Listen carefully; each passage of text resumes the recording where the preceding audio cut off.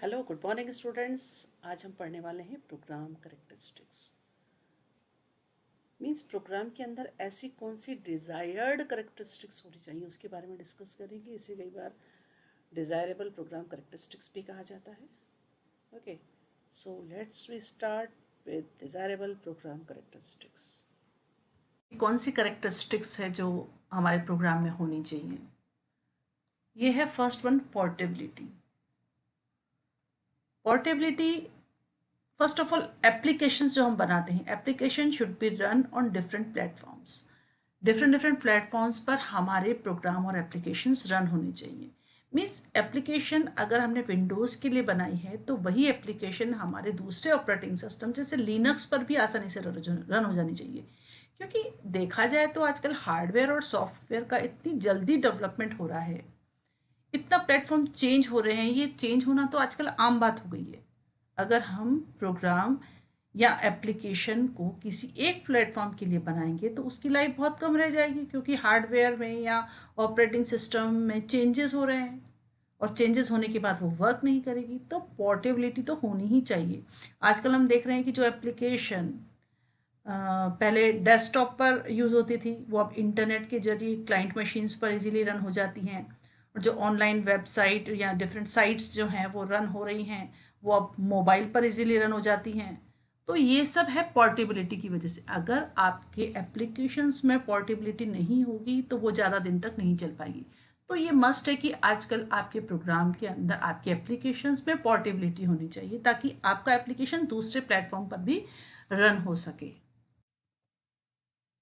Next आता है हमारा रीडेबिलिटी। रीडेबिलिटी मीन्स प्रोग्रामर को प्रोग्राम इस तरीके से लिखना चाहिए कि उसका लॉजिक यूज़र को आसानी से समझ में आ जाए। उसके प्रोग्राम स्ट्रक्चर्ड, उसका प्रोग्राम जो है वो स्ट्रक्चर्ड में होना चाहिए, स्ट्रक्चर्ड वे में लिखा हुआ होना चाहिए, यूज़र फ्रेंडली होना चाहिए। उसमें मैसेज जो है, जो आउटपुट आपके स्क्रीन पर आना चाहिए वो अप्रोप्रिएट होना चाहिए। अगर यूज़र्स को समझ में नहीं आएगा तो रीडेबिलिटी उसकी प्रॉपर नहीं होगी, तो आपका सॉफ्टवेयर या एप्लीकेशन जो आपने डेवलप किया है वो अच्छा नहीं होगा। ओके, तो रीडेबिलिटी उसमें होनी चाहिए। नेक्स्ट कैरेक्टरिस्टिक्स होनी चाहिए वो है एफिशिएंसी। जब प्रोग्राम को रन किया जाता है तो वह प्रोसेसिंग करने में टाइम लेता है। इंस्ट्रक्शंस और डेटा को प्रोसेस करने के लिए उसकी मेमोरी का यूज़ करता है। तो प्रोसेसिंग टाइम और मेमोरी दोनों ही कीमती हैं, क्योंकि ये रिसोर्सेस है कंप्यूटर के, ये दोनों ही कीमती होते हैं। और अगर हमारा प्रोग्राम है, हमारा प्रोग्राम कैसा होना चाहिए? हमारा प्रोग्राम ऐसा होना चाहिए कि वो प्रोसेसिंग टाइम भी कम ले और कम मेमोरी का ही यूटिलाइजेशन भी करे। तो इससे हमारे प्रोग्राम एफिशिएंट बनता है। उसकी एफिशिएंटली हमारा प्रोग्राम रन होना चाहिए किसी भी प्लेटफॉर्म के ऊपर। तो मीन्स टू से उसके प्रोसेसिंग स्पीड जो है फास्ट होनी चाहिए, टाइम कम लगना चाहिए और मेमोरी का यूटिलाइजेशन भी रन होते टाइम कम यूज़ होना चाहिए। ओके, नेक्स्ट जो हमारा करेक्टरिस्टिक्स आती हैं प्रोग्राम की वो है स्ट्रक्चरल। जब भी आप प्रोग्राम बनाएं तो आपका प्रोग्राम को सब टास्क में या छोटे छोटे पार्ट्स में डिवाइड कर देना चाहिए। एक मीन्स जो सब टास्क है वो इंडिविजुअली रन हो सकते हैं, और अगर अलग अलग कर दिया जाएगा, अगर अलग अलग हम फंक्शन या प्रोसीजर्स बना देंगे तो वो ज़्यादा इजी हो जाएगा। कहने का मतलब है कि जब पूरे प्रोग्राम को पहले इंडिविजुअली सब टास्क में डिवाइड कर लेना चाहिए। हमें ये देख लेना चाहिए कि कौन कौन से ऐसे, मीन्स हमारा जो पूरा प्रोग्राम है उसमें हमें चेक कर लेना चाहिए, देख लेना चाहिए कि ऐसे कौन कौन से टास्क हैं सब टास्क में जो इंडिविजुअली रन हो सकते हैं। ओके, और फिर उन इंडिविजुअल पार्ट्स को अलग अलग कर देना चाहिए। ओके, पार्ट्स में डिवाइड कर देना चाहिए और उनके ऊपर हमें, मतलब उनके लिए हमें स्पेसिफिक फंक्शन या प्रोसीजर लिखने चाहिए।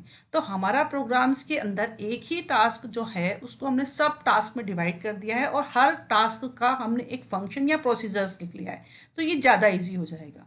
यदि हम ऐसा करते हैं तो हमारा प्रोग्राम आसानी से समझा जा सकता है, क्योंकि डिफरेंट आप फंक्शन, एक फंक्शन समझने में आपको ज़्यादा टाइम भी नहीं लगता है, आप इजीली उसको समझ सकते हैं। उसकी टेस्टिंग और डिबगिंग भी इजी हो जाती है। आप पहले एक ही आप फंक्शन लो, उसका वो टास्क समझो कि उसको कौन सा सब टास्क डिवाइड दिया गया है, वो टास्क वो परफॉर्म कर रहा है नहीं कर रहा है। ऐसे आप अलग अलग फंक्शंस को जब टेस्टिंग करते हैं तो उनकी डिबगिंग भी इजीली हो जाती है। अब फॉर एग्जाम्पल हम लेते हैं कि सपोज आपकी बुक है। ओके, बुक में आपके चैप्टर्स होते हैं, लेकिन अगर उसको चैप्टर्स में डिवाइड ना किया जाए, उसको हम चैप्टर्स में नहीं बांटे, पूरी बुक एक साथ हैं, वो पूरी बुक्स आपको टीचर एक्सप्लेन कर रहा है, तो वो आपको ज़्यादा इजी समझ में आएगी, या उस पूरी बुक को आपने चैप्टर्स में डिवाइड कर दिया है आपके। ओके, तो पूरी बुक को अगर आपने चैप्टर्स में डिवाइड कर दिया है तो एक एक इंडिविजुअल चैप्टर जब आप पढ़ते हैं तो आपको ज़्यादा इजीली समझ में आता है। एज इट इज़ प्रोग्राम को भी हमें डिफरेंट पार्ट्स में, सब टास्क में डिवाइड कर देना चाहिए और उनके मॉड्यूल्स बनाने चाहिए, तो हमारा ज़्यादा ईजी, यानी कि हमारा प्रोग्राम जो है स्ट्रक्चरल वे में लिखा जाना चाहिए। नेक्स्ट हमारा जो करेक्टरिस्टिक्स है वो है फ्लेक्सिबिलिटी। प्रोग्राम फ्लेक्सिबल होना चाहिए, मतलब ये है कि यदि हम प्रोग्राम में कुछ चेंजेस करना चाहते हैं तो उस प्रोग्राम को दोबारा लिखने की ज़रूरत ही नहीं पड़नी चाहिए। अगर हम उस प्रोग्राम में चेंजेस करना है तो जिस जगह हमें चेंजेस करना है, जो पर्टिकुलर पोर्शन में हमें चेंजेस करना है, बस वहीं हम चेंजेस करें और हमारे पूरे प्रोग्राम में चेंजेस हो जाए, ऐसा होना चाहिए। क्योंकि आजकल देखा है कि प्रोग्राम हर 4-6 महीने में चेंजेस हो जाते हैं, कोई नया फीचर ऐड कर दिया जाता है।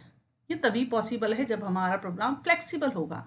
यदि फंक्शंस बनाकर हमने प्रोग्राम, बहुत सारे फंक्शंस बना दिए हमें किसी एक टास्क को परफॉर्म करने के लिए, जो हमने प्रोग्राम बनाया है उसके अंदर डिफरेंट डिफरेंट फंक्शंस बनाए हैं, तो अगर हमें चेंजेस करना होगा तो हम उस पर्टिकुलर फंक्शन में जाके चेंजेस कर देंगे। तो एक फंक्शन में चेंजेस करने से ही हमारा पूरे प्रोग्राम में मॉडिफिकेशंस हो जाएंगे। तो इस टाइप से हमारे प्रोग्राम को फ्लेक्सिबल होना चाहिए, हमारे प्रोग्राम के अंदर फ्लेक्सिबिलिटी होनी चाहिए। ओके, नेक्स्ट फीचर है जनरलिटी। जनरलिटी मीन्स टू से कि फ्लेक्सिबल तो हमारा प्रोग्राम है सपोज, तो उसके साथ साथ ही हमारा प्रोग्राम जनरल भी होना चाहिए। जनरल से मतलब है कि ऐसा कोई पर्टिकुलर प्रोग्राम डेवलप करना चाहिए जिससे कि कोई और अगर सिमिलर टास्क परफॉर्म करना चाहता है तो वो भी इजीली उसको यूज़ कर ले, उसमें कुछ चेंजेस करके, मिनिमल चेंजेस करके हम उसको यूज़ कर सकें। For example payroll system. Payroll system her company के अंदर यूज़ किया जाता है, लेकिन उसमें थोड़ा सा जैसे नेम का चेंजेस हो गया, ओके, तो कुछ उनके रूल्स एंड रेगुलेशंस अगर रहेंगे तो वो चेंजेस कर दिए तो पूरे प्रोग्राम को आप यूज़ कर सकते हैं, यानी कि वो एक जनरल प्रोग्राम आपका है। तो ये करेक्टरिस्टिक्स होनी चाहिए। नेक्स्ट आता है आपका डॉक्यूमेंटेशन। डॉक्यूमेंटेशन क्यों जरूरी है? फर्स्ट ऑफ ऑल कि प्रोग्राम या एप्लीकेशंस में पहली बात तो ये डॉक्यूमेंटेशन होना ही चाहिए। अगर डॉक्यूमेंटेशन होता है तो पहले बात तो अगर हमारे पास डॉक्यूमेंटेशन है तो कोई भी यूज़र उसको इजीली समझ सकता है, डॉक्यूमेंटेशन पर पढ़ के और इजीली समझ सकता है। या फिर प्रोग्रामर अगर सपोज एब्सेंट है, राइट, तो प्रोग्राम की एब्सेंस में भी कोई और एम्प्लॉय उसको यूज़ कर सकता है, उसमें चेंजेस कर सकता है, राइट, उसको प्रॉपरली यूज़ कर सकता है। अगर डॉक्यूमेंटेशन नहीं होगा तो प्रॉब्लम हो जाएगी। सपोज एक एम्प्लॉय है, उसने एक कंपनी से दूसरे कंपनी में स्विच कर लिया, तो उसने जो एप्लीकेशंस बनाए हैं कंपनी के अंदर रह के कंपनी के लिए, तो अगर उसने डॉक्यूमेंटेशन नहीं बनाया है तो दूसरा उस एप्लीकेशन में चेंजेस अगर करता है तो उसके लिए बहुत प्रॉब्लम हो जाएगी। उसको पूरा एक एक लाइन चेक करनी पड़ेगी, उसके लॉजिक हो सकता है डिफरेंट हो, तो उसको पूरा प्रोग्राम का लॉजिक समझना पड़ेगा, बहुत टाइम वेस्ट होगा क्योंकि डॉक्यूमेंटेशन नहीं है। तो कहने का मतलब है कि आप जब भी कोई एप्लीकेशंस डेवलप करते हैं तो साथ में उसका डॉक्यूमेंटेशन होना भी नेसेसरी है। तो ये कुछ कैरेक्टरिस्टिक्स हैं जो आपके प्रोग्राम में होनी चाहिए। I think now you easily understand what are the main characteristics of a program. So have a nice day.